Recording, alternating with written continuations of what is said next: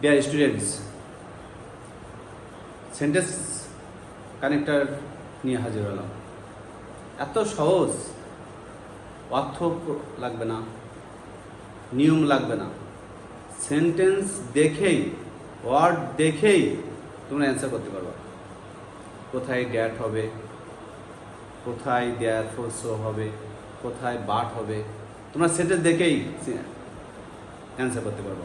এর পূর্বে তো তোমরা অ্যাকচুয়ালি এগুলো করতেই না, ছেড়ে দিয়ে আসতে, নিয়ম জানতে না, অর্থ জানতে না, তোমাদের কাছে অনেক কঠিন মনে হতো।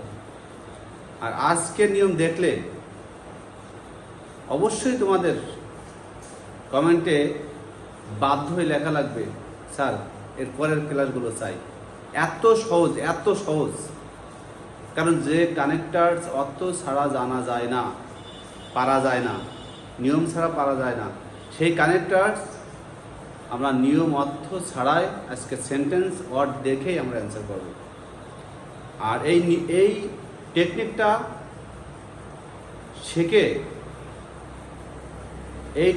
শিখে তোমরা বোর্ড কোশ্চেন সমাধান করতে পারবে 100%। তার প্রমাণ আমি আজকে দেখাই দেবো। কারণ আমি তোমাদের এই টেকনিকের মাধ্যমেই বিগত সালের বোর্ড কোশ্চেনগুলো আমি সমাধান করাই দেব। আমি সবগুলো বোর্ড কোশ্চেন এখানে দিতে পারিনি।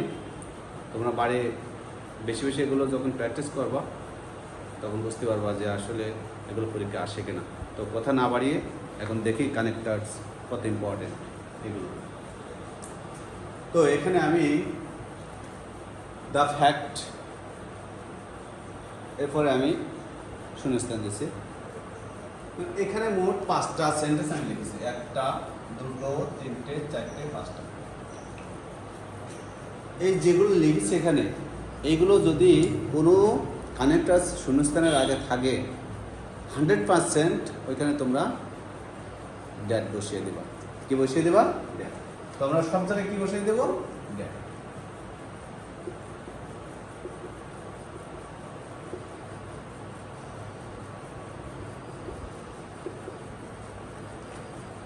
সব জায়গায় ড্যাট কী করে বসলো দেখো, এগুলো আমি বানাই দিছি টেকনিক। তো এখানে আমি বিগত সালের বোর্ড কোশ্চেনগুলো দিয়েছি। ময়মনসিংহ বোর্ড 2020, বরিশাল বোর্ড 2020, তারপর চট্টগ্রাম বোর্ড 2020। এই বোর্ডটা যেন আমার মনে নেই, তো তোমরা খুঁজতে পাবে অবশ্যই। তো এইগুলো বোর্ডে এই নিয়মগুলো দেখো সব জায়গায়।